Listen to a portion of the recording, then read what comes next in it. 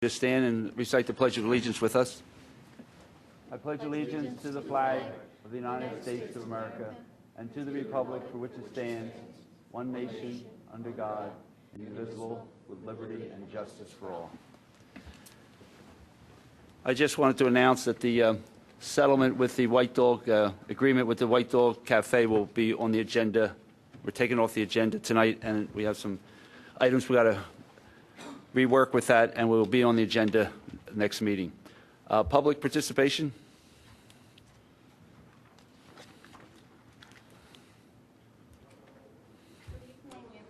Good evening.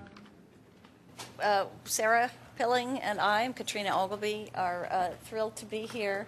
And we want to invite you to join us in celebrating the opening of our community garden in Skunk Hollow.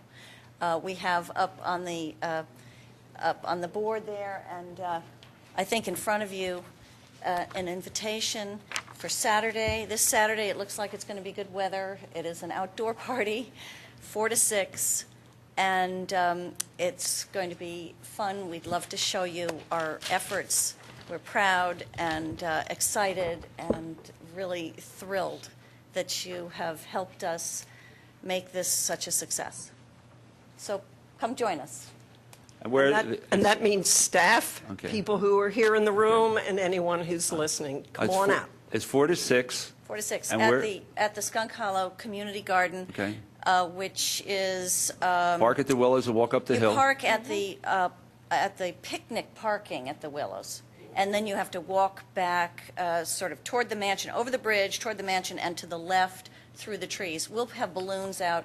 You can't miss us. And what's happening between 4 and 6? Oh, Bill, there's going to It's be a surprise? so much fun. Okay, I should just come and be surprised? Food? Yes, Oh, food. Okay. No alcohol, however. Okay. But there will be Free water. Some games for kids. We've got a new sandbox with new sand, and we're going to have a scavenger hunt and all kinds of fun things. So you're not going to make me work and dig We- holes or well, anything? we might. Or pull weeds We or might. anything? Okay. All right, well, we'll look forward to being there Saturday, 4 to 6. Great. All right, Thank you thanks. so much.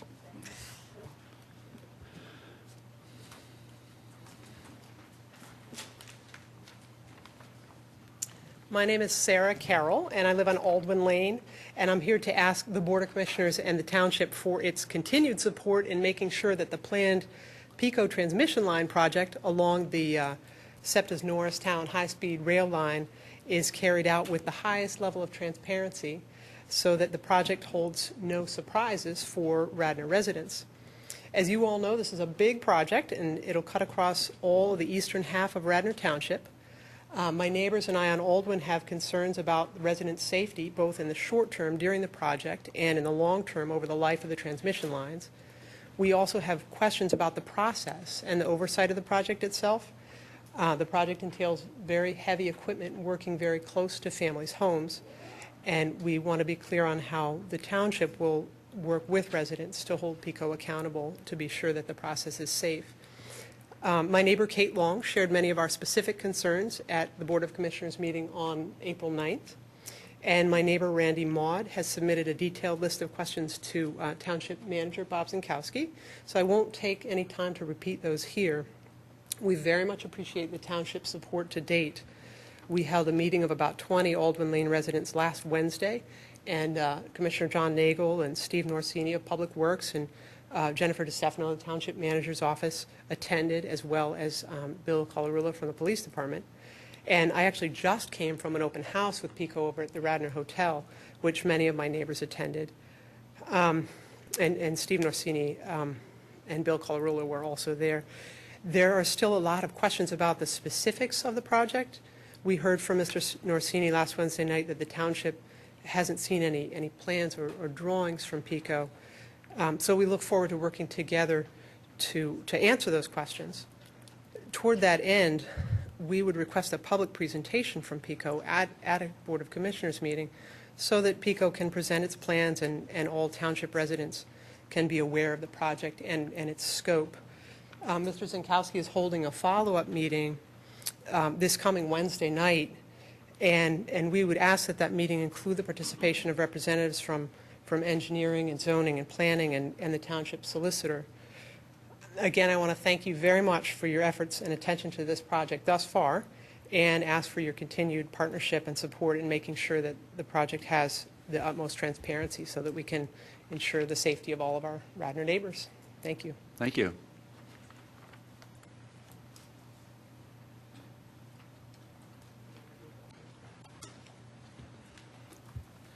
Good evening. My name is Dave Money. I own a towing service. It's in Upper Darby. And I wanted to, I've been licensed by the township for a number of years. And I wanted to see if I could avoid unnecessary litigation, if you could resolve a problem for me. And the reason I came is I brought copies of the ordinance and just want to show this to you.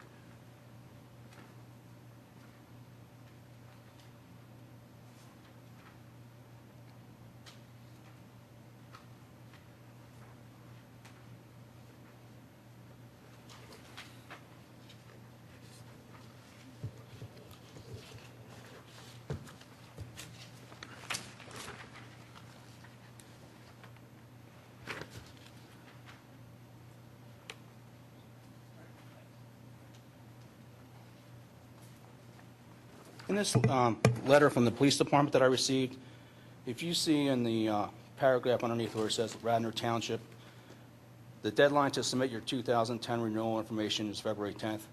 I don't know where this date came from, because if you look in the ordinance, the other copy I gave you, there is no date that this has to be filed by. Furthermore, it says, your towing privileges.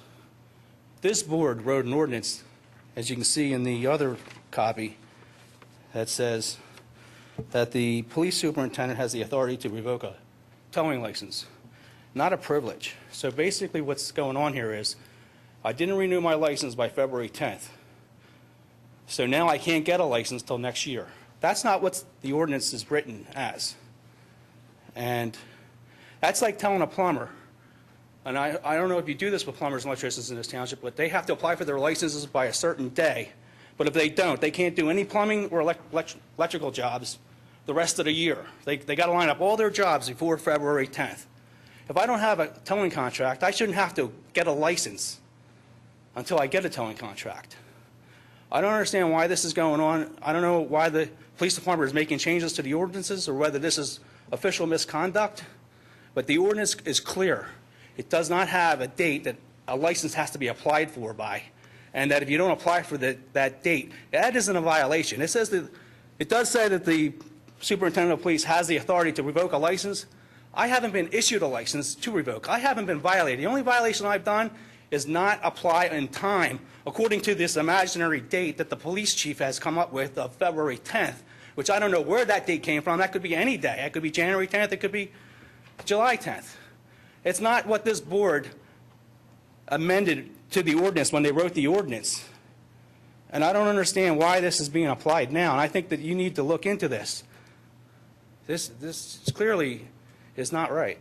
And I just think this is wrong, and I'd really like you to look into this. Thank you. Thank you. Had a license in years past? Yes. And when do you apply for that? When do you apply for the renewal? When I get my contracts back Contracts from, private property owners. This is for private parking on private property. you tow? I tow, yes. And I don't get all my licenses, I don't get all my contracts back by February 10th. Some people are a little slow. The ordinance specifically says that you have to include your contracts with your application. So the reason you didn't make this year's deadline was you didn't have any contracts to submit? I'm not saying that's what the reason is. I did an operation this year, right around the time that this took place. But what I'm saying is there is no deadline for applications. In fact, it says that the police department, in fact, I would like to read this to you, that they're supposed to issue a license upon your application and all your information. I submitted that. It was after February 10th. And the police department won't issue me a license till next year. Mr. Chairman, with your respect, could I respond, please? I believe this gentleman, UO, is a tow squad? Yes. Yes, I've been dealing with this gentleman's attorney. He received a letter as did all the other tow companies, that they had until February 9th to renew their license. He is correct in saying that there's not a specific date in the ordinance, but it says that the license has to be renewed every year. We picked that date of February 9th. All the other tow companies abided by that except for this gentleman. Well, I can respond to that, too. I have multiple licenses with multiple townships. None of them have any deadlines as far as getting a license. And I don't think your codes department requires plumbers to have their license in by a certain deadline. And I don't understand, I don't even think this ordinance says that there's a deadline anywhere in this ordinance. So either he's amending the ordinance to his specifications, or something, there's something going on here. Okay. All right, well, we'll have the manager look at it and get back to Bill, you. Yeah, we'll just take a look at this. Bill, Thank you. if somebody's established a towing business in May, tonight, how would the process work? Every year, the license has to be renewed. The ordinance says every year it's up for renewal. It's good for 1 year. There is no established guideline. That is set by each individual township. We established February 9th. It's always been February 9th. With all due respect, this isn't the first time we had a problem with this gentleman's tow company. And I dealt with his attorney and explained to her on 2 different emails the problem, and I take full responsibility for not renewing his license this year. He received ample notice to renew his license, and he did not abide by the rules. What rule? Any- Your rule? Excuse me, sir, you're out of order. You're out of order. I'm sorry. I know, you're out of order. We'll discuss with the manager and get back to you. Any other public comment?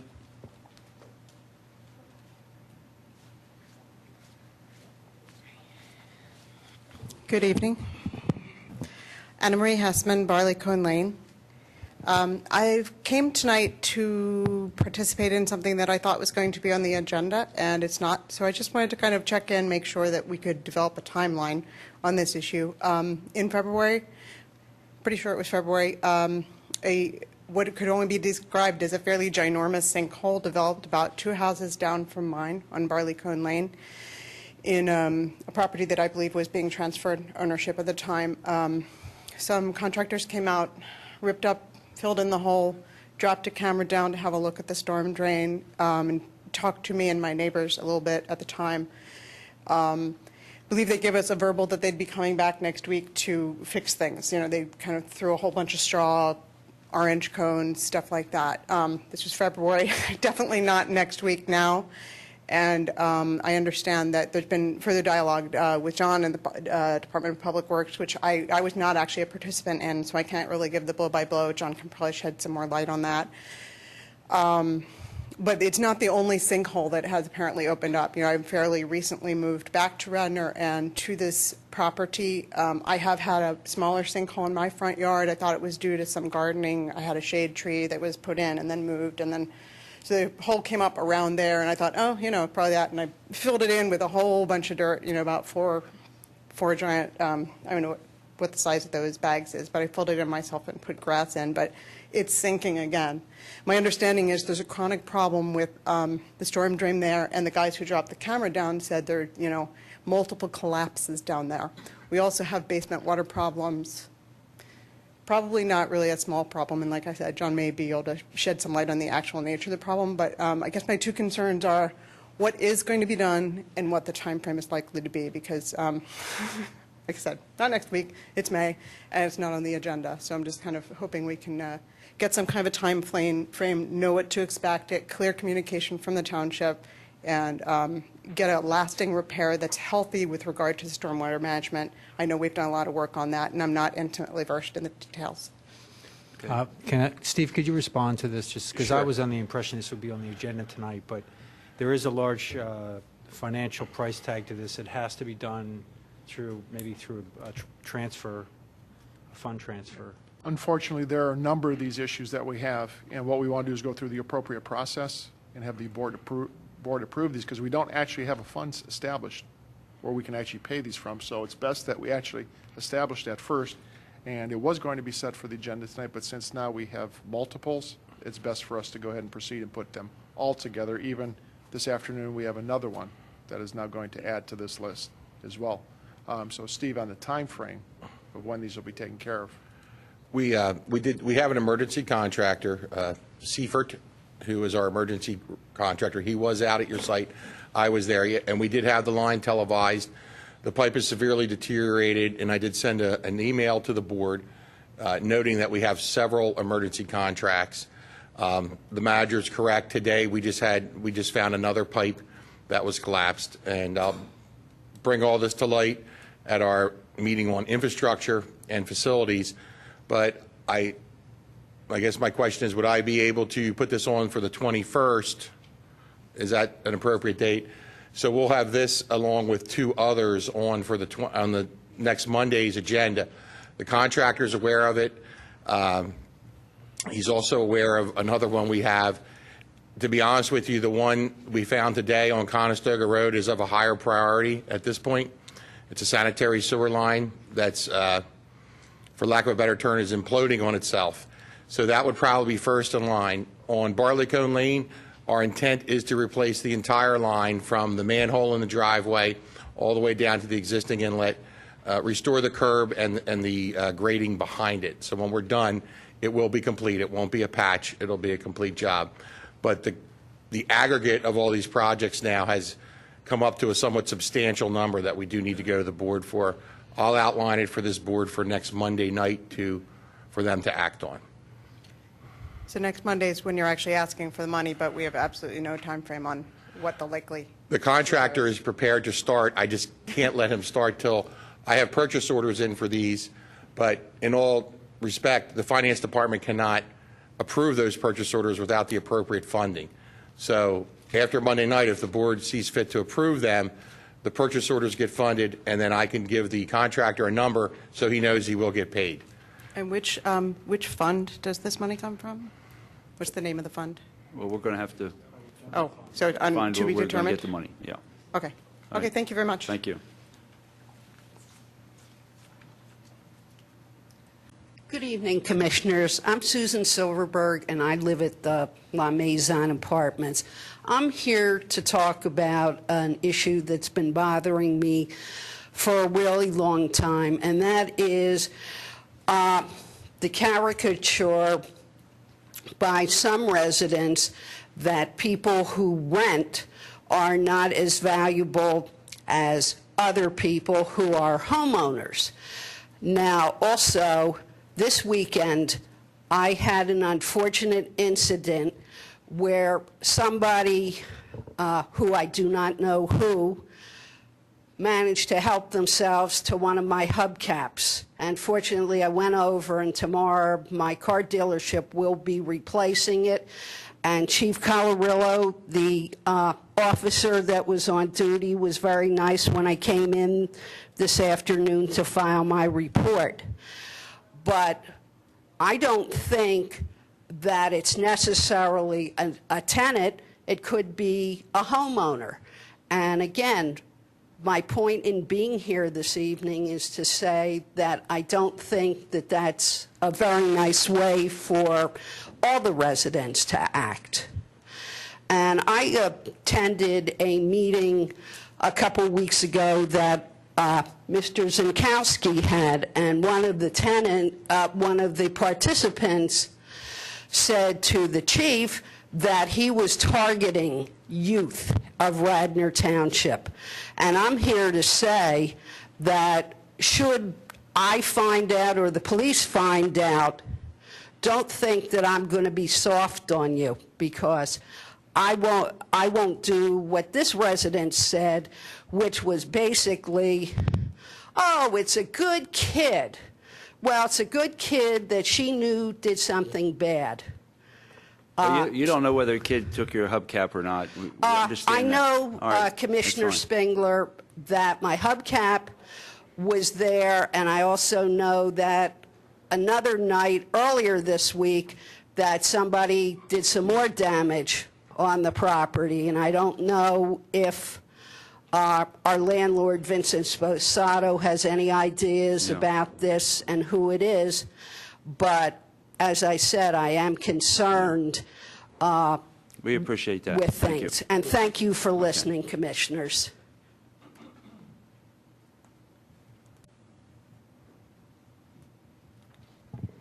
Thank you. I'm Roberta Winters, and I live on 326 Williams Road, and I'm here tonight on behalf of the League of Women Voters to encourage the Board of Commissioners to vote in a positive manner, both in terms of the Clean Air Initiative, which is a part of the resolution, to remind you again that under the Constitution of Pennsylvania, we have a right to clean air, and we would hope you to encourage your decision-making to include consideration of clean air as you try to manage the many challenges you face within our Commonwealth. At the second item I would like to encourage you to vote favorably for is the support of the Act 13 challenge, which would because of this legislation, would preempt your local zoning and municipal ordinances in regard to natural gas operations. So this includes pipelines that may be placed within Delaware County. So we would appreciate your kind consideration on both of those items, which are very close to the heart of many of the League of Women Voters people, not only in the Commonwealth, but in terms of clean air throughout our nation. Thank you. Thank you.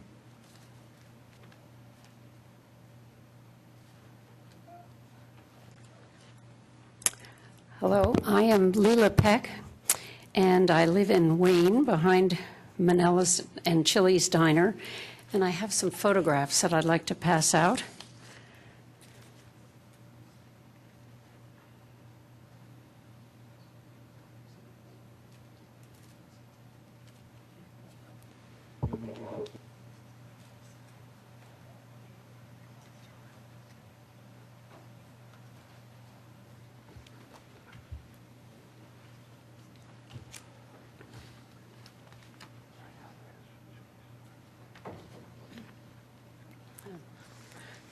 I was going to pass out another photograph, but when I went to check out the stormwater management system that Chili's put in, I found that they had corrected the problem. So I am very appreciative that Chili's is doing such a good job. But what I've passed out are pictures of the grass that was, the grass that was there. It was burnt out when the fire engines came, and all the water from the building came down to our property, and it was so hot that it literally burnt out the grass. And when I sent around some pictures before, we hadn't realized that the roots were burnt out as well. Everything is gone. So we are now just asking for some help as to what to do with our burnt-out grass, whether the township can help us out. I doubt very much Chili's is going to do anything more. I think they feel they've done what they have to do. So I'd like to leave it in your hands and get some suggestions. Mr. Chairman? Yes. If I may, what we can do is I'll ask Kevin if he can give us the contact for Chili's. I think this would be a good insurance claim to make against Chili's for that damage. I think that would be the route to go, so okay. We'll be able to get you that information. Okay. So between Kevin and my office, too, we'll work with you to make sure you can, the appropriate application of where that needs to go, because this seems like a very legitimate insurance claim Okay. from that property. So, Kevin, if there's anything else to add. Sure. No, I'll look into getting the contact information for the property owner, and we'll pass that along. Okay, so I'll see you after the meeting? Yes, I can give you my Bob, card. would it just be advisable to ask them to plant back there? I mean, they were generous to us in the redevelopment of the process in that they put stormwater management there. So I'm hesitant to be adversarial to them without making an honest overture. I think at least from that perspective, it's good to make the claim that there was damage, and I think the documentation that you have is good, because that's where it should come from.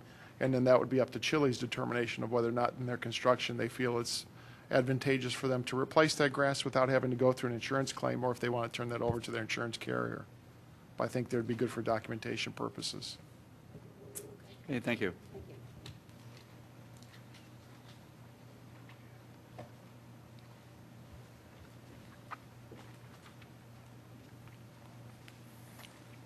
Hi, Baron Gemmer, South Wayne Avenue. I'd like to issue a reminder to everyone about the Carol H. Axelrod blood drive which is a great event put on by Dan and Michelle Skolnick in memory of Michelle's mother, Carol H. Axelrod. It's this Wednesday, May 16th, in this room from 7 a.m. to 7 p.m. And particularly, there's still slots open from 10 a.m. to 5 p.m. if folks are interested. And if you are interested, you can get information as well as sign up for appointment through CHABloodDrive.org. That's CHA, as in Carol H. Axelrod, BloodDrive.org. So we hope it's another great event like they've always held. Thank you.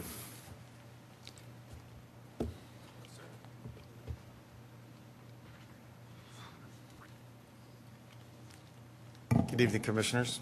Good evening. Bob. Tonight we're going to be talking just briefly about Saving Hollow Ground. This is a nonprofit organization that Eugene Huff, different members of the American Legion have put together. We have a short film to play tonight regarding that. But to start off, the whole basis of it is to protect our future by preserving our past. We have 3 schools right now working on this particular project. St. Catherine's of Siena, Valley Forge Military Junior College, and the Radnor Middle School. At St. Catherine's, the students are researching the 20 names of the World War I veterans whose names are on our wall. As you know, the 90th anniversary of the memorial going up is coming up real soon. On May 28th, we have supposedly, if the rain holds off, we'll be doing that tomorrow night also. These 20 men need to be researched and honored.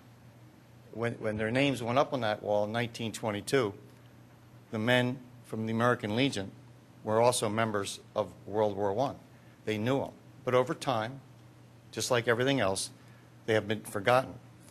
These wonderful, we call them young citizens from Radnor High School, you probably saw it in the paper about 3 or 4 weeks ago. They have researched these names, calling family members like Pennington Way out in California, and they have done a remarkable job, and very soon you will get copies of what they have done.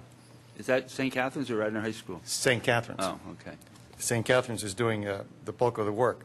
If we don't remember our heroes, and this is what I ask the students, then who will remember us?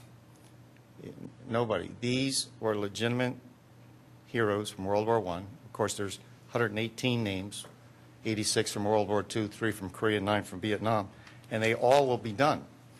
I'm going to turn this over to Eugene. He will talk a little bit about saving hallowed ground, and then we're going to show you that short video. Thank you. Name's Eugene Huff. A lot of people say, what's the benefit of doing a project like this? And the concern I've had, from example, for the last 12 years dealing with cemetery and monument conservation, preservation up and down the coast, is that with Radnor and this memorial, it's not an isolated instance. And I certainly can't save every monument or marker. And the challenge being is, how do we ingratiate communities to embody these markers, to learn about them, not just the markers and their history, but the individuals that are and the names that are inscribed on those markers. And again, I can attest that up and down the coast, I've found very similar situations where markers are not being taken care of. Markers have been moved that are in basements of municipalities, and the communities, as they evolve, in many ways, lose touch with their roots. So most people say, you need to start a pilot program. And so Saving Hallowed Ground is that pilot program where Radnor community is taking a stake in investing and getting involved in learning about this marker. And what we're finding is that people are starting to communicate. The students are communicating with their parents. The businesses in the area are learning about this sort of activity, and it's a very healthy thing. And so what we're doing is we are, through this basic video that was created, is that we are using Radnor Township, the community, as a capstone. And the goal being is then to move down, up and down the main line, across the state of Pennsylvania, across the country, and also engage students to communicate with students overseas dealing with veterans markers and monuments, and thus facilitate communication. We've been working with Radnor Library, and the goal being is that the research that's conducted, not just for World War I, we're going to cover all the campaigns, going back to French-Indian War, because there are various topics that embody what the history is about this region. Radnor Library will act as a channel with communicating with other libraries in other states and communities, and so a child down in Alabama who's trying to learn about Pennsylvania history, we're going to help facilitate that. So where's the money going to come from? That's a good question, but we feel by forming a 501c3 and getting our message out there, there are going to be a lot of other people that feel the way we do, and we feel they're going to step forward to support this project. And we'll share with the commissioners in the community as we evolve the networking and formation of this organization. But this video, which was something that idea came, they say if you have a good idea in the evening and you wake up suddenly, you better write it down because you'll forget about it in the morning. And certainly I wrote it down, and in the morning I had it there, and I spoke with Marty, and our post commander, and he liked the idea. And so through the support of the Suburban and the Patch, and certainly Studio 21, this idea was presented, and thus this video has been formed. So we want to share this with you. We encourage you to come to the dedication tomorrow evening. We are going to have a group photograph. Tom Crane, a noted photographer in the community, is going to be there, and we're going to have Radnor Fire Company with a fire truck. And for our website, we're going to have fire company, the cadets there, people from the library, other individuals that are involved with supporting this project. And in a way, we're going to have like a 1922 unveiling. We're going to have a historic photograph of hopefully you commissioners being there, and that will be on our website, and it will show and legitimize what this project is about. Thus, the Saving Hallowed Ground video. And the soldiers and sailors you see in this are from the military academy.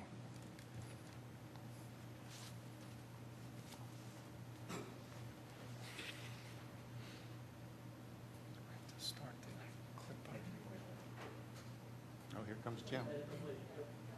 Is that what I push? Just the center one.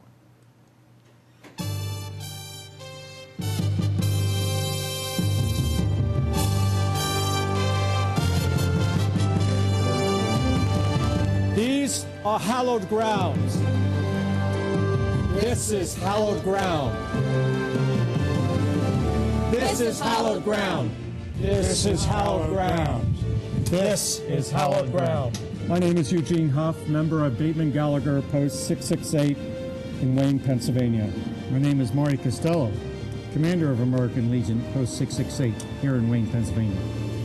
Saving Hallowed Ground is a worldwide organization dedicated to the preservation and protection of monuments and markers commemorating veterans and patriots wherever they may be found.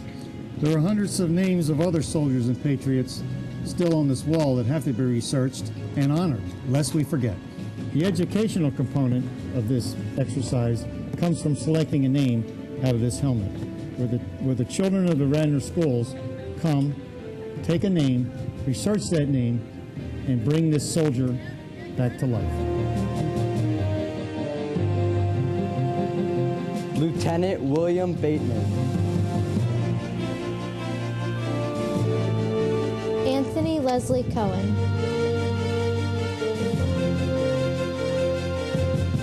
Mary Holmes Halson.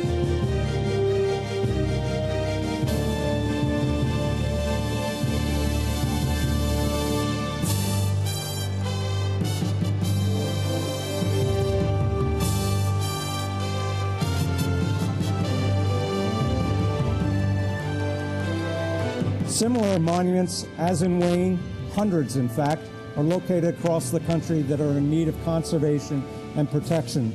Through the Saving Hallowed Ground program, we hope to work with you and other communities, not only in the United States, but overseas, to address this very important work. Please contact us at Saving Hallowed Ground, www.savinghallowedground.org. Thank you very much, and thank you. Well done. Thank you. Thank you. Good job. Thank you, and The rededication of the memorial is supposed to be tomorrow night at 6:30, 7 o'clock. And of course, there's a very large rainstorm approaching. If it doesn't rain, we're going to do it.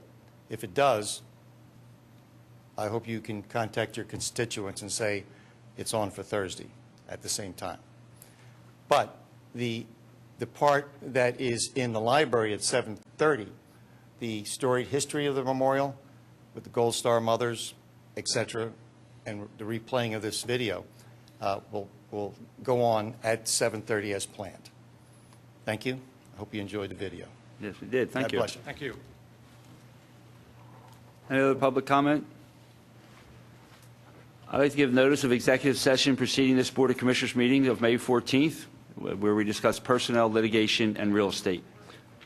The next item on the agenda is approval of the minutes for April 23rd and April 30th. Have a motion? I move that we approve the minutes for both dates. Second?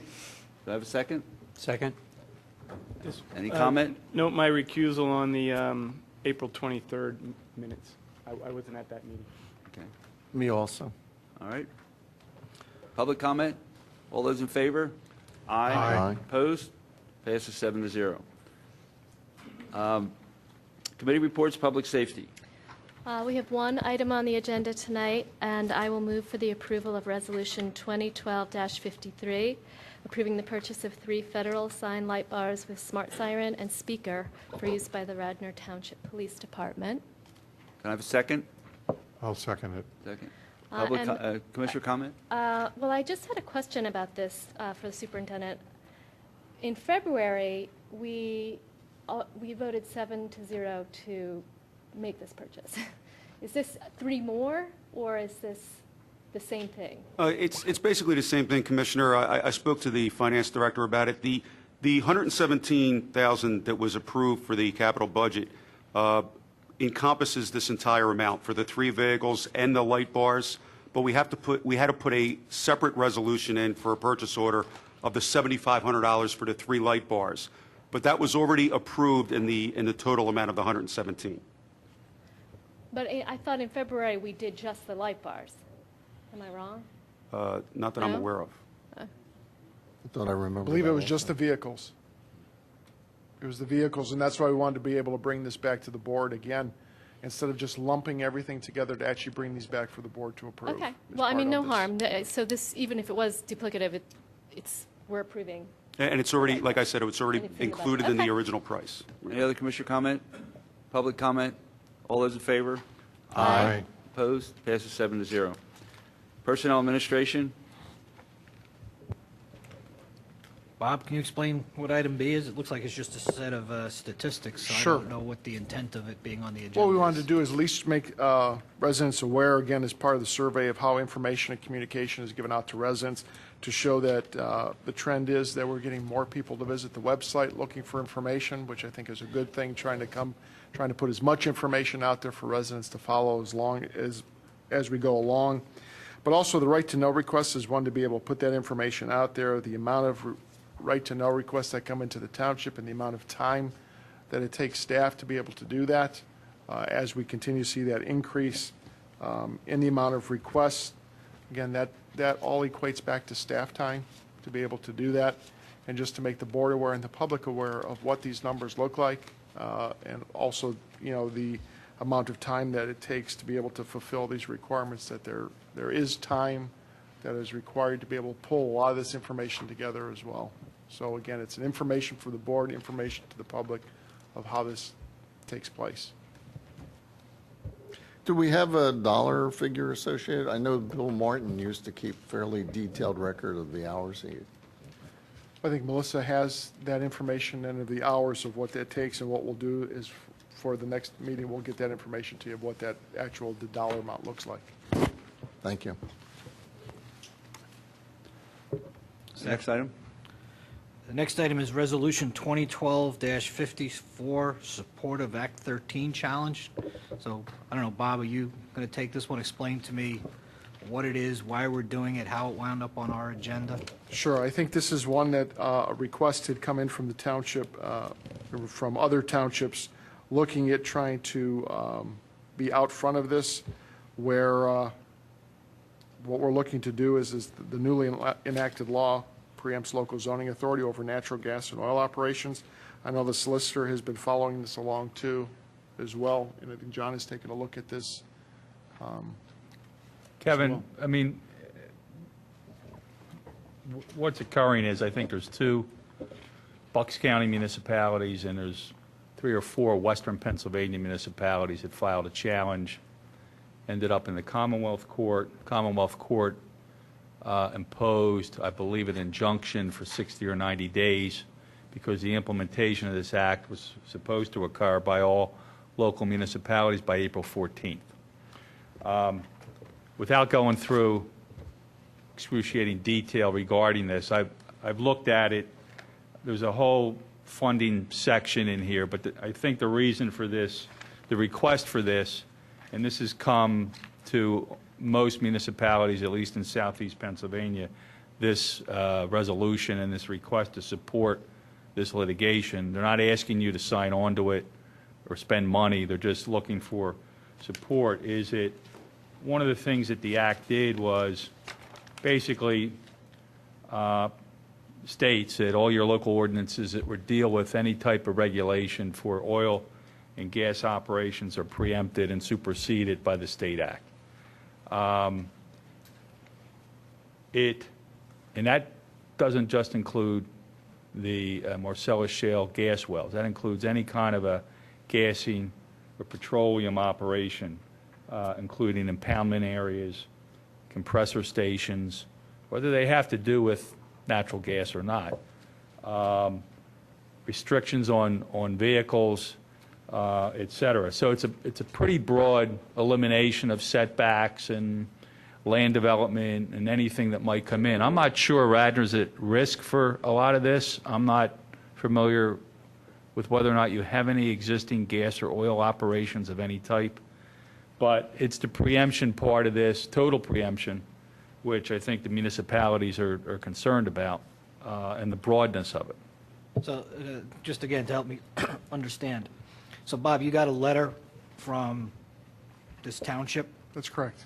And in consultation with John Rice, you reviewed this letter, and John has advised us to support this? Well, John hasn't advised to support this. This is a recommendation I'm making that we would support this. Again, I think what John speaks about is we may not be at risk right now, but however, that could change, similar to where you have utility right-of-ways, where again, it's very difficult after the fact to be able to try to regulate those, as an issue that we have regarding the power transmission lines here that are, I think, the concerns of Alderman Lane residents as well, that were out in front of this. Who wrote the ordinance or the resolution? Resolution came in, Kevin, along with a letter and a request. I mean, this is really, in my view, a policy issue. Did they, the reason I'm reacting is, at the end, it says rather than simply saying support municipalities challenging this, it specifically cites the Delaware Riverkeeper Network. They are parties to the litigation. The Riverkeeper, I think there's 2, Nockamixon and Yardley Borough in Bucks County, and the letter, the proposed letter is to an elected official in Washington County. There's a group of municipal, and I don't know how they, either ends of the state, Washington County is south of Pittsburgh. I don't know how they got together on this litigation, but, and I know, well, Nockamixon, I think, is in the southern edge of the shale area. They have John, it actually some has more to litigation. do with the fact that the Delaware River watershed, which extends all the way into New York City, could possibly be polluted as a result of these things. And Groundwater, correct. groundwater, and, well, the river, the surface waters. Correct. And New York actually did put a moratorium on drilling, and what's it called, the Delaware, DVRBC or one of those has actually done something with this so far. Yeah, Delaware River Basin. What we're dealing with tonight is a zoning issue. Well, the big thing about this is the state's preempting our rights. That's right. That's what it really comes down to. Do you agree with that, John? Yes. That they're preempting the town? Yes, absolutely. So Do they have the authority to do that? Pardon me? Do they have the authority to do that? That's her opinion. I recognize that's what In most cases, they can establish, and zoning only comes from the state. In most cases, they can establish by legislation preemption. However, there's also a constitutional provision involved in this litigation, and I think that's the rub here. The constitutional provision doesn't, my understanding of the Constitution, tell me what the constitutional provision is. It's Article 1, Section 27. But explain it to me.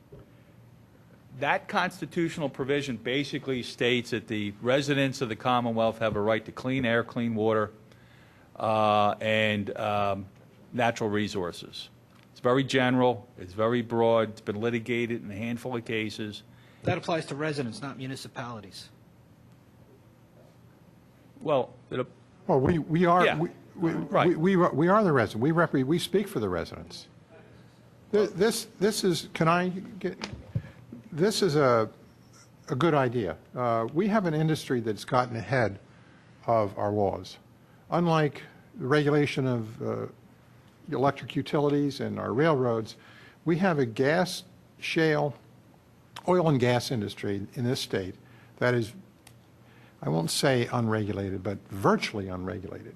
We have municipalities in north central Pennsylvania that are suffering badly because they can't control what's going on. They can't pass any kind of regulations or ordinances to control what's going on. This would be like Radnor with its stormwater problems, not having the power to pass ordinances to fix that problem. It just so happens we don't have Marcellus Shale in this part of the state. It runs from the southwest corner of Pennsylvania to the northeast corner and then up down into West Virginia and then up to New York. But I think we need to stand with our other municipalities that have been stripped of this authority, stripped of this power, and go on record and saying we support the attempts by local municipalities to do something because our state isn't doing anything about it, unfortunately. That's the state of things.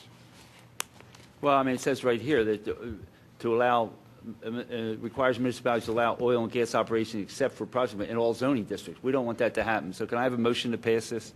I'll move to approve Resolution 2012-54. Can I get a second? Second. All right, I got some, my thoughts.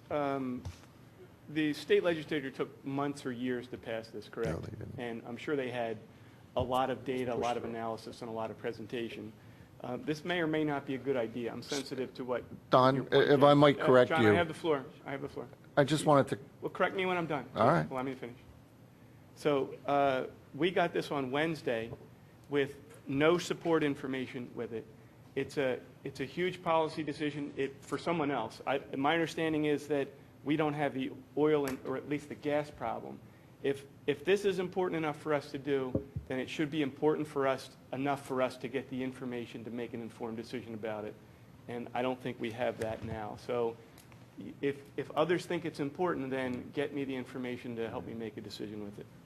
Any public comment? Well, it's a just simple pass it. thing, Don. It's you've got a state that isn't regulating this industry and emasculating local governments from the power to regulate it. What can be more black and white than that? and also it was pushed through, Don. I'd like to- It wasn't over a year and a half of a lot of hearings.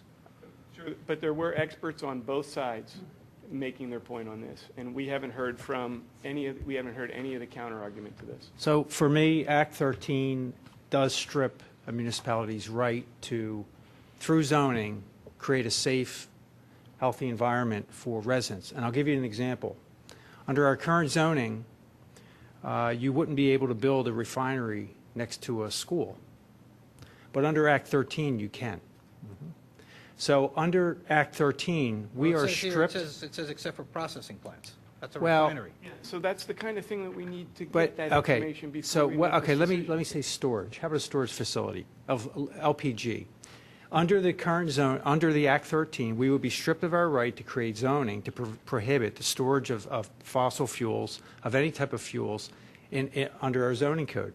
We have a right as a municipality to dictate where heavy industrial uses are and where residential uses are. Under Act 13, we are stripped of that right. Meaning, if someone owns a large parcel of land in your backyard, they have all the right in the world under Act 13 under Act 13 to do as they may, if it involves natural gas drilling or any type of other. Do you agree with that, energy. John Rice? Yes. Somebody can take, who's got 10 acres of property, can put an oil storage tank on their property. Yes. I mean, Kevin, whenever the state steps in and totally preempts a field like this for a particular industry, I get nervous as a township solicitor because there's always these unintended consequences. One of the things in here that is troubling, and I haven't looked at the lawsuit that was filed, is that if there's a permit for a well, it goes to DEP. The municipality has some small period of time to comment. If they disagree with what DEP does, there's no right to appeal, which is totally unusual with any kind of DEP permitting. There's always some right to appeal because DEP maybe gets it right 60% of the time. So that's taken away. That's a little bit unusual. And then it just doesn't permit wells. It permits, I mean, I have a list of things here that impoundment areas, natural gas compressor stations, natural gas processing plants, permitted use in an industrial district and a conditional use in any ag district. You can't impose restrictions on motor vehicle routes, for access routes for overweight vehicles. You can't impose limits on conditions of subterranean operations or hours of operation of compressor stations or processing plants. So all of these, and you can't impose setbacks. Takes away, like I said, the right to appeal. And basically, if you want to enact an ordinance or if you have an ordinance on the books, it goes to the PUC. PUC has set up an internal review process for any local municipal ordinances, and they're going to decide whether or not your ordinances are authorized. They will also handle any challenges. I mean, the normal challenge to an ordinance goes to your zoning hearing board or to the Board of Supervisors as a curative amendment. This is all going to go and be run through the PUC. But it comes down to a policy issue. I mean, this is a policy issue in terms of the board. There's also some provisions in here about ordinances that get enacted, and if the Commonwealth PUC, then the Commonwealth Court decides whether or not the ordinance that you've enacted was in reckless disregard of the state act, it can award attorney's fees and costs to a plaintiff. So there's also an industry hammer here on local government and ordinances, which is, this is all, there's nothing like this in land use regulation in the state until this act is passed. So it's pretty comprehensive. So I'm going to put, I mean, there's two problems that I have here, but I mean, it almost sounds like you think this is a good idea, that this act that was passed was not a good idea to pass it, and hence this is a good idea to support. You didn't say those words, but that's what I'm hearing you say, in not so many words. I don't get the vote on these. John's not voting in this. I understand. We settled. I'm not a fan. I'm not a fan of this. I'm not a fan of this legislation. Right, but we got this document. All I know is what's written on these 2 pages. There's no background. There's no advice from counsel on it. There's nothing. And Well, I know you read the newspaper and you follow what's on the internet. This has been debated for 2 years. 6 months it's been like front page news, so I'm not sure what the. But also as part of this, though, it's pretty straightforward. I mean, this is really another attack upon local zoning, upon local communities to take that authority away. I don't disagree with anything you said. What I disagree with this. is how this winds up in front of us. Yes. Well, I'll take the responsibility because I thought this is pretty straightforward. Right. This is an attack on local zoning to All we're strip asking that for from the is- state. is the data necessary to make an informed decision. Don, this And one's it's- pretty straightforward. If you want data from the support of that, then we'll pull it off the agenda because the data you're going to have is conflicting. This is pretty straightforward. The issue why is this is, again, an attempt by the state to take local communities' authority away on zoning. Straightforward. This, I mean, to me, there's seems a very double edge easy. to a lot of these things, and we're only seeing the one side of it. So Well, I want to see the second side before I make a decision. Any public comment? The only thing, Bob, is on a lot of these things we get sort of a rationale. that's missing here. And while I'd like to comment on it. There's another side to this. John, would you let me finish, please? Oh, I'm sorry.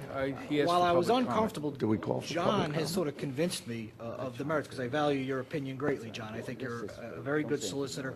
I think you advise us well. And when you tell me that you think something is bad, I put a lot of credence in that. And I just would have liked to have seen some kind of analysis or guidance around it, as opposed to just a letter that says, hey, we don't like this. Go ahead, John. Okay. I heat with gas. The measurement of gas was $6 for whatever that measurement they traded in. It has dropped to $2. The gas producers have cut their, I read this in the Wall Street Journal, they've cut their production because it's gotten so cheap ever since this Marcellus shale has come online. We have a local corporation over in the corporate center who has announced they're going to build a $200 million pipeline to bring the gas down from the Pennsylvania fields to Baltimore and Washington. This is a local company. Most gas is also very clean. You can run buses on it. You can run trucks with it. The electric What does this companies are have to gonna- do with Radnor Township zoning? Preempting our zoning. That's what we're discussing tonight. Our Well, I zoning. think we're discussing This isn't a debate about the Marcellus shale, whether it's good or bad. I'm just giving you there's another side to the story. There's a lot of good. The people up in that area are very happy with it, actually. And the unemployment rate up there in Potter and We're Tioga. not discussing that. We're discussing our local zoning ordinance. That's what this is about. Let me All right, just any add public that that pipeline that Mr. Osborne just brought up is precisely why we need to object to this Act 13, because that pipeline that they're going to build is going to come through our municipalities. And we don't want them going in just willy-nilly. We want them to be strategically placed. We want some control over where those pipelines go. And this Act 13 completely takes that out of our hands. They can come and put them wherever they want. I understand that, but I think the people also like getting their gas. Yeah. That's all. Yeah. All right, any public comment?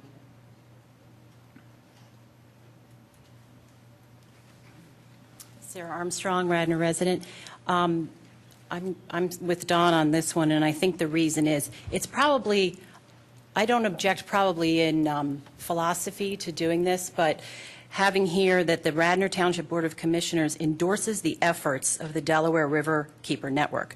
I don't know what those efforts are. Maybe you all do, and if you all do, go ahead and vote for it. But unless you have an itemized list of what their efforts are, you may not be pleased with what their efforts are. So it's just something to think about, and maybe if there's not a sense of urgency for it to be done tonight. Sarah, when I'm reading this, it says endorsing their efforts with regard to challenging the validity and implementation of Act 13. It's not an open-ended endorsement of anything. It's a very specific. It doesn't seem to read that way to me, Okay. but, Well, it does to me. okay, All right. yeah. Thank you. Any other public comment? Was it moved and seconded? All those in favor? Aye. Opposed? Passes 6-1. Okay, Public Works and Engineering. Jim, Public Works and Engineering. Jennifer, do you have the rewritten res? Yeah, that's okay. The Resolution 2012-57 awarded the contract for construction of a comfort station at Cowan Park. There is a resolution in the materials. It had to be amended today. I think that's been done. And Steve, do you have anything to comment about on this? Thank you, Commissioner. Just a quick synopsis of what has occurred. The board did give the Public Works Department previous permission to bid this project. We did. We received 2 bids, and one of the bidders did not submit his bid properly on pen bid. So at the April 23rd Board of Commissioners meeting, we asked that all bids be rejected and also requested authorization to rebid the project, which we did immediately after the board granted such permission. Again, the Fayette Group was the lowest bidder, as they were on the previous bid. They were the sole bidder this time. They are actually $1,000 less expensive than their previous bid at $85,097 for the base comfort station, restroom only. So so the bid for the rock also decreased, and their references were checked out, and they were very good references. So the Public Works Department requested the Board of Commissioners award the Comfort Station and Cowan Field Project B12003A to Fayette Construction Group in the amount of $85,097 for the base bid restroom. All right, I would like to make a motion to that effect. Second. Who's second? Raise your hand. Who's second? Go ahead. Raise your hand. Second. All right, that's it. Any other commissioner comment, public comment? Well, can I just ask a quick question about the other bids that were included in this package for Tanel, especially is the one I'm most curious about. How long is that quote good for us? I'll check with the solicitor, but we usually have to award within 60 days. 60 days. If it's not awarded within 60 days, it's not valid. Mm-hmm. And we don't have plans to go ahead and go forward with that at this point? We don't have funds for that, but it also shows this board the magnitude of, that one's the most expensive because there's non-existing comfort station there, but it does show the board the magnitude of the cost for a comfort station. And the Cowan Field, we had a grant for that? Correct. Yeah, okay. Steve, thanks. is the design of this such that in the future we could put the canopy on? Because I thought that canopy was a great idea. This was actually designed, I'd love to take credit for it, but I can't. I have to pass that on to our recreation director and Ray Daly and some public works folks that got together on this, and they designed a prototype to be used at our parks. It's split block. It's very simple, utilitarian, and the adding that canopy on, I don't know if we can do it as a separate item, but the plans are there if we wish to bid it as such. Thank you. Commissioner comment, public comment, all those in favor? Aye. Aye. Passes 7-0. You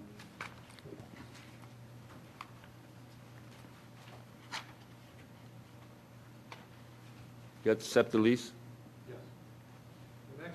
The next item is a license between the Township and SEPTA to allow SEPTA to use our property on Glenbrook Avenue to facilitate SEPTA's repair of a wall next to its right-of-way that is in dire need of being repaired. I think, John Fisher, this is in your ward. No. John Nagel, okay. The memorandum that we have from our Public Works Director spells out the value to the township. It looks to me like it is a good deal. We're going to get a repaved parking lot out of the license agreement. So, Steve, would you like to add anything? Nothing, Commissioner, thank you, other than SEPTA does need to do this. They approached us in the summer of last year. The wall is badly deteriorated. It's taking our parking lot with it. We've had several meetings with their construction team as well as their solicitor, and the last meeting was with myself and John Rice and their team. And I think what they're proposing is going to allow them to build their wall in the amount of time they need to do so. The township will benefit by getting the area noted as additional parking repaved and striped when it's all said and done. When SEPTA's out of there, that entire parking lot will have been resurfaced, so it should be off our books for several years to come. And we have the license agreement that's been drafted. John Rice has looked at it. It's in the package. There's one minor change, and that is in Article 5, Section 5, rather, subparagraph B. It gives the hours that SEPTA will be authorized to work. Its construction activities shall be limited to 7 a.m. to 7 p.m. in daylight hours, and we're going to add to that excluding Sundays. So with that change, I would like to make a motion that we authorize our township manager to sign the license agreement. Second. Commissioner comment, public comment? I needed some clarification. Steve, you said that the whole lot will be repaved?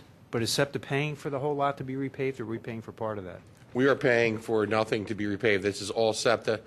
The work in the area noted as, this is their map, as rudimentary as it is, noted as premises is where they're going to be doing the bulk of their work. There's no doubt that that area will be damaged, and they'll have to do base repair and resurfacing there, as well as the access path.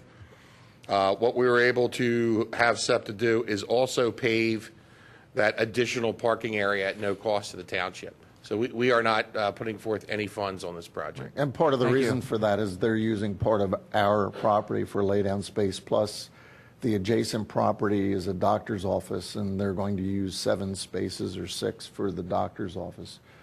So it's essentially repayment for that. Thank you. Aye. In favor? Aye. Opposed? Passes 7-0. Next. Mr. Chairman, we'll ask that the next item, the South Wayne crosswalk and traffic calming device, be removed from tonight's agenda for further conversation and discussion with, That's what I would like, yes. Okay. Community development? Can I make one announcement about it? We're going to meet Steve at, sorry, Bill, 7:45 tomorrow at the Public Works Building is what we agreed on the township can do. Bob, that's correct. So a handful of residents had a desire to learn more about some of the details, so that's the reason for the delay. So 7:45 at the Public Works Building tomorrow. All right, you got community development. Very good. So the first item is HARB 2012-09. So I move the approval of HARB 2012-09, 213 Orchard Way, removal of existing in-ground pool, garage, new detached garage, mudroom, and breakfast room. Second. Commissioner comment? Public comment? All those in favor? Aye. Passes 7-0. The next item is the White Dog No, that's off Cafe, the and that's agenda. off, correct? Yeah.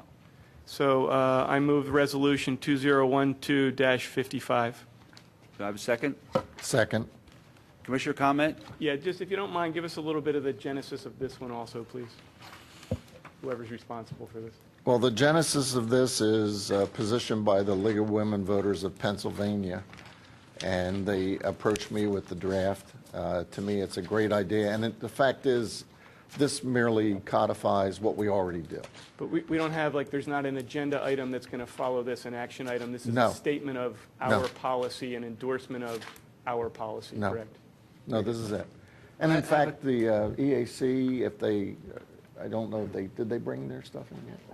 The EAC will shortly be bringing to us the greenhouse gas reductions that they did, and some of that, which is all, and it's been going on, so it's very consistent with our approach.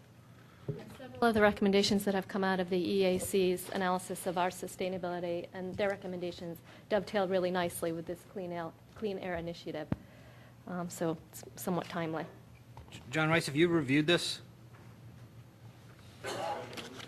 Excuse me? The resolution? Yes. Yes. Can you explain to me the last paragraph, the now therefore? Because I don't think Radnor Township has jurisdiction over the Commonwealth.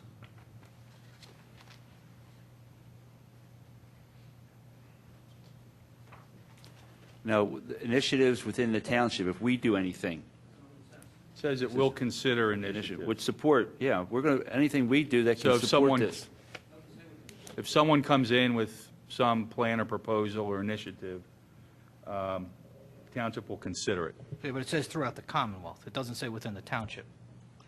But if you read one of the whereas paragraphs, the resolution points out that one of the problems in our state, actually in all the states, is pollution that comes from one location and goes into another jurisdiction. So if we have people in this township that are doing a lot of open burning of noxious substances, it can affect people in Chester County, Montgomery County, Berks County, and so forth. I understand the lot, but it says consider initiatives which support the safeguarding of clean air throughout the Commonwealth. Yeah, because the air here goes all over the Commonwealth. That's what it means. That's what it means. It makes no sense to me the way Well, it's that's written. fine, but that's what it means. Any public comment? Do we have a motion and a second? Yes. All those in favor? Aye. Opposed? I'm opposed to the resolution, not clean air, just to be clear. But you like hot air. All right, passes 6-1. Where Don, are are we? you done? Any more? Finance and Thank you. audit. We have a schedule of bills payable disbursement list 2012-5A in the amount of $529,013.85. These proposed payments have been reviewed by the respective department heads, approved through the Township purchase order process, and then verified and processed by the Finance Department. I'll move to approve the disbursements approval bill list 2012-5A. Second. Commissioner comment, public comment, all those in favor? Aye. Passes 7-0. Next up, we have the adoption of ordinance 2012-04, amending its Code of Ordinances, Chapter 5, Administrative of Government, Section 5-52, for this disposal of township property by establishing a revised procedure for selling township property. Bill White, did you want to comment on this one? It's pretty self-explanatory to me, but... Sure. If you'll recall, this ordinance was originally introduced back at the April 9th meeting. Some of the changes that the board had asked for during that meeting were incorporated in here, and tonight is the actual public hearing and adoption, since it is an ordinance. Advertised in the May 2nd local newspaper for tonight, for public hearing. Commissioner comments? So I'll just comment, in just basic terms, if the value of the item is over $1,500, it has to be sold to the highest bidder, and there has to be an advertisement for the bids, and so on. And it gives the Board of Commissioners the right to set the minimum bid level. That's my only comment. Public comment? All those in favor? Aye. Opposed? Passes 7-0. I'll move to approve the business privilege tax settlement 2012-BBT-02 in the amount of $100,000. Second. Commissioner comment, public comment, all those in favor? Aye. Passes 7-0. And resolution, I'll move to approve Resolution 2012-48, the ADP review and approval. This is a payroll processing system that will be outsourcing. Bill White, would you like to speak to this one? Absolutely, thank you. As summarized on the proposed legislation summary, this is an item that was initially requested or recommended by the Citizens Audit Review Committee back in the fall of 11, and subsequently it was something that we started to take a look at. Since that time, we've been talking with ADP, negotiating a scope of service arrangement and pricing, at which time then we took it back to the CARFAC and stepped through where we were at with the ADP proposal, as well as where we are at in terms of allocating resources within the Finance Department. And at this point, CARFAC approved or voted to recommend that we move forward with this solution. We recently had a vacancy within the department come around. As you're aware, the contracted HR manager has decided to go on and do other things, so we're looking to reallocate those resources towards this project in an effort to free up additional time from our in-house HR person, so that that person can spend more time doing HR rather than processing payroll. And at these price points, we thought that it was a very beneficial project to move forward with. So that's why tonight, with support of the CARFAC, the administration is also recommending that we do move forward with this. Bill, are they making available any benchmarking comparison tools that we can benchmark ourselves against other of their clients, or is that something not available? That is not something that we asked during the process, something we can look into. It will definitely increase the amount of reporting that we are capable of doing with our own numbers. But benchmarking against others, that's something that we'll have to look into. So doesn't ADP also offer, as part of this, consulting on payroll issues and payroll tax law and those kind of things? Yes, they do offer a full range of HR-related services. At this point, we're stepping in with the payroll piece, but those are things that could eventually be looked at over time. But they charge us for those other things. Yes, they do. Do they have an office in the township, Bill? They do not. you know, move it now. ADP does not, no. Are they required, they'll be required to pay occupational, no, privilege tax or local services? Not if they're not- No, they're not physically located here. To the extent that they have those taxes where they're headquartered at or where their regional office would be, that they'd be subject to the taxes of that municipality. Okay. All right, I'll move to approve Resolution 2012-48 to assign ADP our payroll services in the amount of $13,999.19. It'll be a swipe electronic clock per clock, $560 charge, and quarterly reporting per form of $18, W-2s at $6.25, and a one-time implementation fixed cost of $1,900. Second. Second by Lane. Commissioner comment, public comment, all those in favor? Aye. Aye. Passes 7-0. Thank you. And the last resolution I have is Resolution 2012-56. This is the post-insurance debt reporting compliance policy, and this has to do with tax-exempt bond proceeds use and limitations on the use. Bill, would you like to speak to this? Sure. As we're stepping through the 2010 and then most recently the 2012 refunding issues and working with our bond counsel, they had asked in each of those issuances if the township had a post-issuance compliance policy. And the township does not currently. So at their recommendation, they recommend strongly that we have a policy. The policy itself is pretty straightforward. It just provides a pretty broad framework that we work within and that we report within, and it gives us things that we need to look at on an ongoing basis, as well as each time we have any kind of debt issuance or refunding. This would be the policy we'd go back and take a look at. So the policy itself was drafted by Coase and O'Connor, and they're recommending it. The one other thing I will note, too, is that when we have issuances that we file, one of the questions asked on the 8038G, which is the IRS form that is required to be submitted with the transaction, is whether or not a policy exists.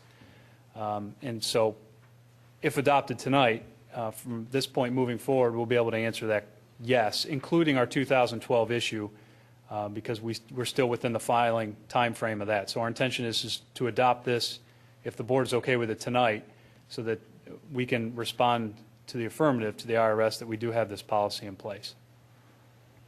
I had one question about it. Section 4 outlines restrictions on private business use and private loans. And when I read through this, it seemed to me that it said we can't take bonds and then lend the money out to our nonprofits, which we have indeed done. So where does that leave us? Well, we asked the exact same questions when we reviewed that and saw that section. And the answer is we can. There's certain other steps that you have to go through, and Radnor did go through those steps back in 2004. If actually you go back to the bond transcripts, you'll see that separate tax compliance certificates were issued for the two different pieces of the total bond deal. So what this section is saying is, here's the framework that you should work within. It doesn't mean it's absolute. You can do those certain things, but there are additional steps that you have to take. So the policy would just say, look, if you're looking to do that, or if that's something you want to consider, you need to be aware that there are certain things that you have to do in addition to, you just can't borrow the money and then give a certain percentage amount to private use. So Those loans were foreseen when the bond was issued, and it wasn't post-issuance.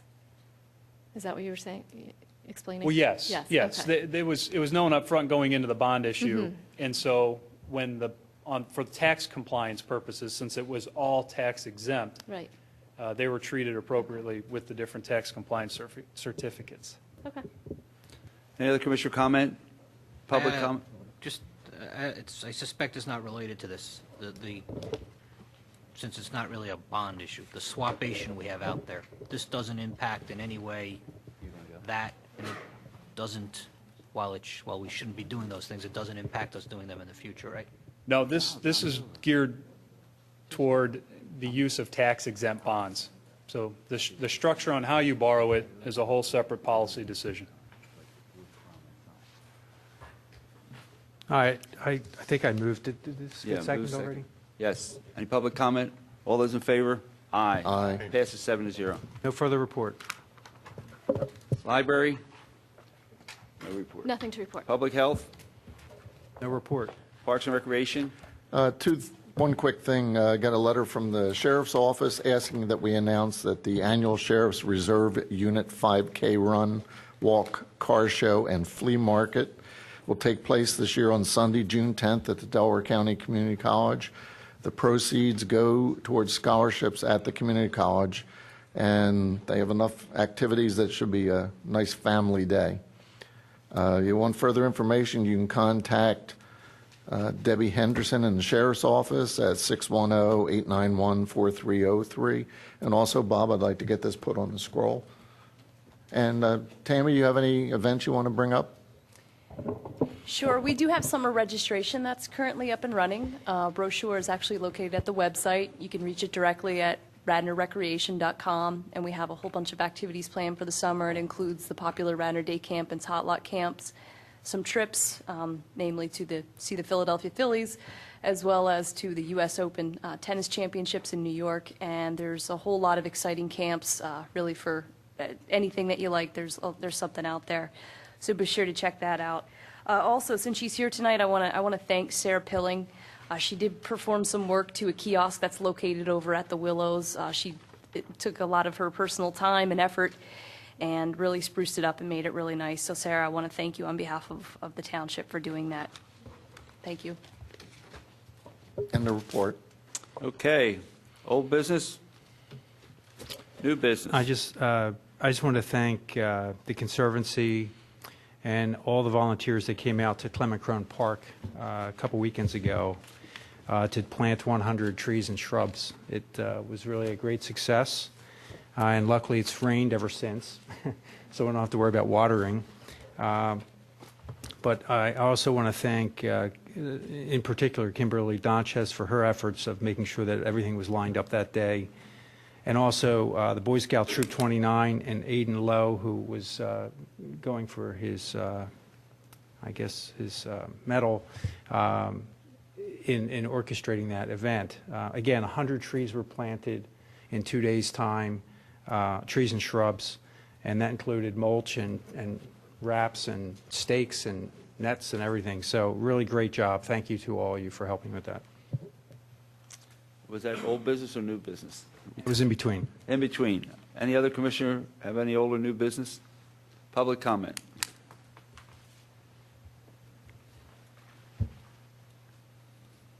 Good evening. I have two things. First, you already heard.